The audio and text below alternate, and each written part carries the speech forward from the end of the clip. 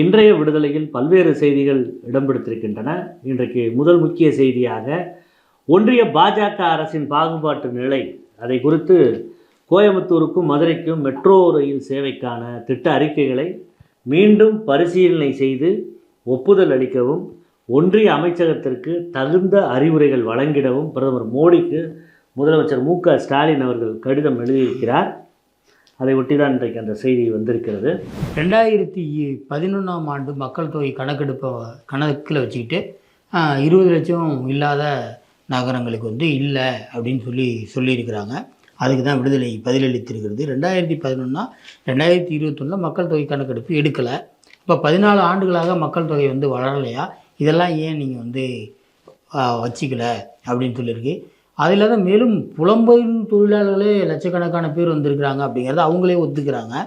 அந்த அடிப்படையில் எப்படி அப்படின்னு கேட்டிருக்காங்க.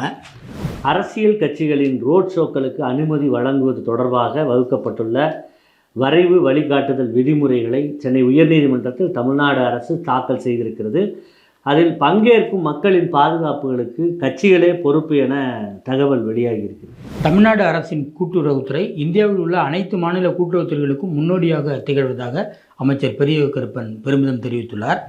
எஸ்ஐஆர் பணிகள் குறித்து உச்சநீதிமன்றத்தில் விடுதலை சிறுத்தைகள் கட்சி ஒரு வழக்கு ஒன்றை தொடுத்துள்ளது.